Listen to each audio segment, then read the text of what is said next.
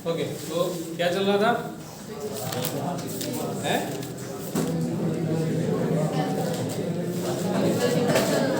Numerical question कौन सा हो गया था? कहाँ तक हो गया था? क्वेश्चन नंबर 8 अगल बगल हो गया क्या? क्वेश्चन 13-14 तक मैं कवर करा चुका हूँ। 14 कवर करा चुका हूँ और 15 क्वेश्चन मैंने तुम लोगों को होमवर्क में दिया था। अरे कीप क्वाइट, या तो आज में पिट जाएगा अभी। स्कूल खोला है, तुम लोगों का पहला दिन शुरुआत हो जाएगी, ध्यान रखना। शांति से बैठना, बैठो, नहीं तो पूरी पूरी क्लास दबा हो जाए।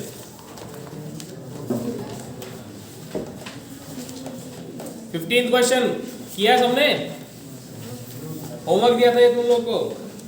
16 क्वेश्चन देखो, क्वेश्चन क्या कह रहा है? Which uses more energy, a 250 watt TV set in 1 hour और 1200 वाट टोस्टर इन 10 मिनट्स। देखो दो चीजें दे रखी हैं। 250 वाट का टीवी सेट है, पावर इसकी कितनी दे रखी है? पावर ऑफ टीवी 250 वाट। ये कितने टाइम तक चल रहा है? टाइम दे रखा है 1 आवर का, ठीक है। 1 आवर है, इसको कन्वर्ट कर लो सेकंड्स के अंदर, कितना हो जाएगा? 3600 सेकंड। नाउ दूसरा कह रहा है 1200 वाट का टोस्टर है, टोस्टर, तो इसकी पावर कितनी है? 1200 वाट की, और ये कितने टाइम तक चल रहा है? 10 मिनट तक। तो ये हो गया 600 सेकेंड्स तक, ठीक है। अब एनर्जी की कैलकुलेशन करनी थी। एनर्जी के लिए हमने फॉर्मूला एक बताया था कि E इज इक्वल टू जो वर्क डन होता है, वर्क डन आप कैलकुलेट करोगे वही तुम्हारा एनर्जी आएगा। ये चीज मैंने पहले बताई थी कि अगर आप वर्क डन कैलकुलेट करते हो वही तुम्हारे लिए एनर्जी का काम करेगी। तो W इक्वल टू होता था पावर इनटू टाइम, तो सेम काम यहाँ पर करेंगे। E is equal to power into time. तो सबसे पहले टीवी का निकालें, E टीवी, ये हो जाएगा पावर कितना है? 250 मल्टीप्लाइड बाई 3600, कितना हो जाएगा? ये देखो, ये वाट है, ये सेकंड है, तो आंसर किसमें आएगा? आंसर आएगा जूल के अंदर, आंसर आएगा जूल में। कितना हो जाएगा ये? 000, तो यहाँ पर आ गया 25 × 6 150, और 25 की 75 और 15 90 9, तो ये हो गया 9 लाख, है ना, 9 लाख जूल। अब निकालेंगे टोस्टर का, टोस्टर की एनर्जी कंजम्पशन। टोस्टर के लिए वाटेज कितना दे रखा है? 1200 मल्टीप्लाइड बाई टाइम दे रखा है इसको 600 सेकंड्स का, तो ये कितना हो जाएगा? 4 0 और 72, कितना हो गया ये? 7,20,000, 72,000 नहीं है, 7,20,000 जूल। तो ज्यादा पावर कंजम्पशन कौन कर रहा है? टीवी। ज्यादा पावर कंजम्पशन किसका है? टीवी का है। टीवी के अंदर ज्यादा पावर जो है वो कंज्यूम हो रहा है। आप 250 वाट की टीवी को 1 घंटे देख रहे हो, लेकिन टोस्टर सिर्फ 10 मिनट चल रहा है, तो भी पावर कंजम्पशन किसका ज्यादा आ रहा है? टीवी का। क्लियर है? नेक्स्ट देखो, an electric heater of resistance 8 ohm draws 15 ampere current from the service mains for 2 hours. Calculate the rate at which heat is developed in the heater. Rate at which heat is developed, the rate of development of heat क्या होती है? Heat क्या चीज है? Heat क्या चीज है? Power, energy है। हीट क्या चीज है? Heat is also a form of energy. Work was also a form of energy. Heat भी एनर्जी की फॉर्म है और वर्क भी एनर्जी की ही फॉर्म है। अब एक बात बताओ, जब रेट ऑफ डूइंग वर्क हम कहते थे तो क्या निकलता था? पावर निकलती थी। तो जब हम रेट ऑफ हीट निकाल रहे हैं, rate of generation of heat निकाल रहे हैं, तो वो भी क्या देगा? पावर ही तो देगा, है ना। तो इनडायरेक्टली इससे क्या पूछा हुआ है? पावर पूछा हुआ है। अब देखो क्वेश्चन में क्या क्या चीजें दे रखी हैं। इलेक्ट्रिक हीटर का रेजिस्टेंस दे रखा है 8 ओम का, 8 ओम का, तो हमने मान लिया रेजिस्टेंस दिया हुआ है 8 ओम। दूसरी चीज कह रहा है कि करंट 15 एम्पियर का ड्रॉ कर रहा है, तो करंट I की वैल्यू है 15 एम्पियर। तो सबसे पहले हमें इसके अंदर क्या निकालना, वाटेज निकालनी, पावर निकालनी है। तो पावर से पहले हमें क्या निकालना पड़ेगा, या तो सिंपली पावर का फॉर्मूला लगा दो। पावर का फॉर्मूला कौन सा लगाएंगे, यहाँ पे आई दिया हुआ है, आर दिया हुआ है, तो क्या मिलेगा I square R. Simply power P is equals to I square R. तो ये कितना हो जाएगा, आई की वैल्यू है 15 स्क्वायर इनटू 8, ये कितना हो जाएगा 225 15 × 200 और 200 × 15 18 3000। ठीक है, ये हो गया 3000 वाट। 3000 वाट का पावर आ जाएगा, यही तुम्हारे लिए रेट आ जाएगी eight which the heat is being developed. Explain the following, ये वैसे एक्सप्लेनेशन मैं दे चुका हूं पहले भी। Why, फर्स्ट क्वेश्चन कह रहा है why is the tungsten used almost exclusively for the filaments of electric lamps. जो इलेक्ट्रिक लैंप्स होते हैं उनके लिए पूछ रहा है कि ये फिलामेंट जो है वो टंगस्टन के ही क्यों बनाए जाते हैं, because high melting point and high resistance. Second question, why are the conductors of electric heating devices conductors of keep quiet.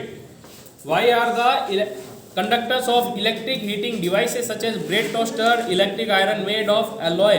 ये कह रहा है कि ये जो कंडक्टर्स के जो एलिमेंट्स हम ये इक्विपमेंट्स हम बना रहे हैं इलेक्ट्रिक, ये सारे के सारे हम एलॉयज के क्यों बनाते हैं, प्योर मेटल के क्यों नहीं बनाते हैं?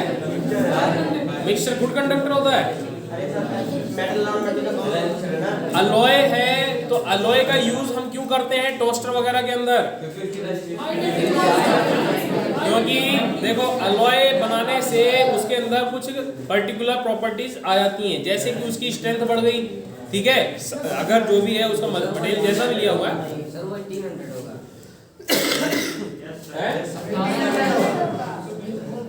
225 हुआ, 8 मल्टीप्लाई करोगे कितना आएगा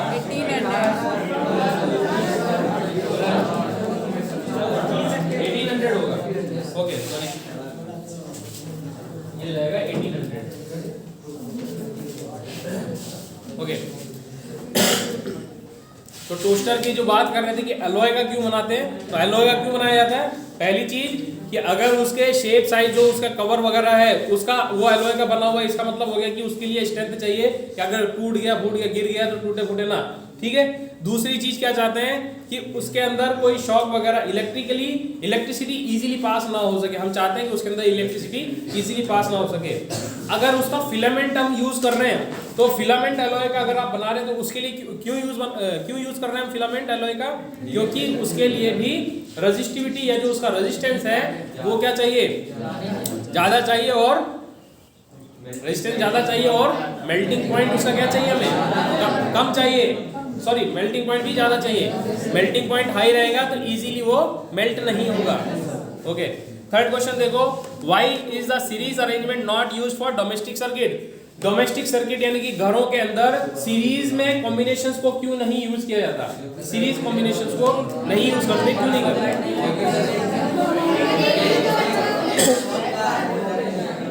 इसके दो रीजन है, ध्यान दो इधर, इसके दो रीजन है। ये हमने पैरेलल कनेक्शन बनाया,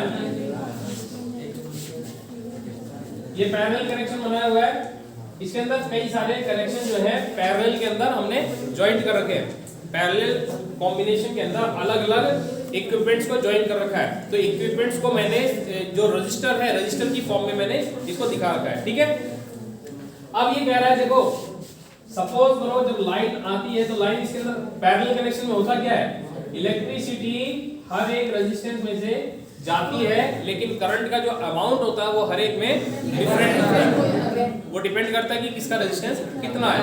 ठीक है, ये उसके ऊपर डिपेंड करता है। दूसरी चीज देखो, वोल्टेज जो होता है ये सभी रजिस्टर्स के लिए क्या होगा, कॉमन होगा, इक्वल होगा।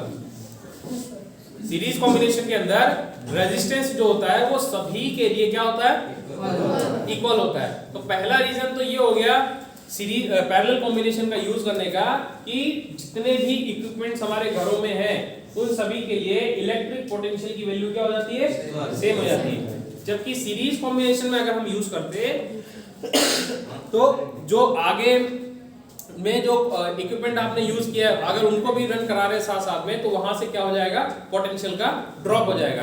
हर रेजिस्टेंस से पास होने के बाद में पोटेंशियल का ड्रॉप हो जाता है, तो इस वजह से हम सीरीज का यूज नहीं करते। दूसरा रीजन क्या है, सपोज करो यहाँ पर कोई फॉल्ट आ गया, ठीक है, और एक कॉम्बिनेशन हमने ये सीरीज वाला बना दिया। चलो अब सीरीज वाला बना दिया, इसके अंदर हमने इलेक्ट्रिसिटी जो है वो पास करा दी। अब एक चीज देखो, अगर सपोज करो यहाँ पर ये जो R1 रेजिस्टेंस है, इसके अंदर कोई खराबी आ गई, यहाँ से कोई सर्किट ब्रेक हो गया, तो करंट आगे पास होगा क्या? पास होगा? करंट आगे जा ही नहीं पाएगा, करंट आगे नहीं जा पाएगा। ये दोनों इक्विपमेंट्स बेकार हो गए, इनमें भी लाइट नहीं आ रही। लेकिन अगर यहाँ पर करंट ब्रेक, यहाँ पर सर्किट ब्रेक हो गया, तो इससे इन दोनों के ऊपर फर्क पड़ा क्या? R1 R2 R3 पे कोई फर्क नहीं डाल रहा। R1 में ब्रेक हुआ, R1 के अंदर कोई गड़बड़ी आई, तो R2 R3 पर कोई फर्क नहीं पड़ रहा, वहां पर पहले की तरह ही लाइट जाएगी। आई बात समझ में? तो ये दो मेन रीजन है। पहली चीज कि वोल्टेज सप्लाई सेम रहती है, कांस्टेंट रहती है थ्रू आउट द इक्विपमेंट्स। दूसरी चीज, एक इक्विपमेंट अगर आपका सीरीज कॉम्बिनेशन में खराब हो जाता है, तो वो बाकी के आगे की जो कॉम्बिनेशन है उनके लिए प्रॉब्लम पैदा करता है, वहां पर इलेक्ट्रिसिटी जो है उसको सप्लाई नहीं होने देता। इस चीज को प्रिवेंट भी करता है पैरेलल कॉम्बिनेशन। क्लियर है? Fourth question, how does the resistance of a wire vary with its area of cross section? Resistance area of cross section के अलोंग कैसे वेरी करता है? हमने बताया था कि resistance is directly proportional to the length and cross sectional area. तो जैसे जैसे क्रॉस सेक्शनल एरिया बढ़ेगा, वैसे वैसे रेजिस्टेंस घटेगा। इनवर्सली प्रोपोर्शनल है, रेजिस्टेंस कम होगा। इसका एग्जांपल भी हमने पहले दिया हुआ था, पर हम लोग को पता नहीं दिया कि नहीं दिया। जैसे सपोज करो कि कोई पाइपलाइन है, ठीक है, बड़ी सी पाइपलाइन होती है जो, अब पाइपलाइन है उसके अंदर सब, चलो छोटी पाइपलाइन ले लो, उसके अंदर चूहों को घुसाना है तुमको। किसको घुसाना है? चूहे, ठीक है। अब अगर पाइप का डायामीटर जो है वो बड़ा होगा तो चूहे इजीली दौड़ जाएंगे। लेकिन पाइप का डायमीटर छोटा होगा और उसको उसी पाइप में से होके गुजरना है, तो सारे चूहे इजीली गुजर जाएंगे क्या? नहीं गुजरेंगे ना। तो इसका मतलब वो इनकी जो पासिंग है, ये पैसेज क्या है, ये क्या चीज शो कर रहा है? ये शो कर रहा है कि कितना रेजिस्टेंस है और कितना नहीं है। अगर डायमीटर बड़ा कर दिया हमने, तो वहां पर इजीली पास हो रहे हैं, यानी कि रेजिस्टेंस कम पैदा हो रहा है। लेकिन डायमीटर छोटा कर दिया, रेजिस्टेंस बढ़ गया, वहां पर वो इजीली पास नहीं हो पा रहे। सेम कॉन्सेप्ट इलेक्ट्रिसिटी के साथ में भी है। अगर आपने क्रॉस सेक्शनल एरिया कम लिया हुआ है, तो इलेक्ट्रिसिटी इजीली पास नहीं होगी। लेकिन डायमीटर उसका ज्यादा है, क्रॉस सेक्शनल एरिया ज्यादा है, तो उस कंडीशन में इजीली पास हो जाएगी। आगे बात समझ में? Next, why are copper and aluminum wires usually employed for the electricity transmission? Copper और एल्युमिनियम और सिल्वर, ये तीन ऐसे एलिमेंट हैं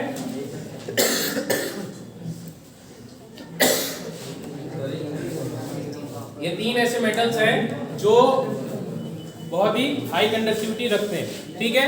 अब सिल्वर की कंडक्टिविटी सबसे हाई होती है, लेकिन सिल्वर के वायर्स क्यों नहीं बनाए जाते? बहुत कॉस्टली होते हैं, ठीक है, बहुत कॉस्टली। अब तो 60,000 किलो चल गई चांदी, सब उतार के लेके चले जाते अपने घरों के अंदर, पिघला के चांदी बेच देते, इसीलिए नहीं बनाए जाते।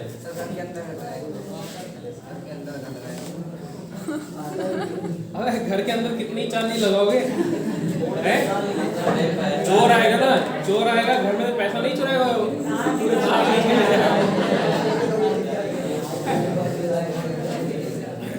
बाद में कहोगे चोर आया चोरी करने, पैसा तो लिया नहीं, हम लोग अंधेरे में और छोड़ गया, अब नहीं लाओ नहीं पाए। चलो ये चैप्टर तुम लोग का कंप्लीट हो गया। इसके पहले इसके बाद में ये जितने भी टोटल चैप्टर करवा दी, एक चैप्टर बचा है तुम लोग का, मैग्नेटिक इफेक्ट। ये मैग्नेटिक इफेक्ट भी हो जाएगा, 4 लेक्चर का पूरा, 4 से 5 लेक्चर का चैप्टर है पूरा, ये कंप्लीट हो जाएगा।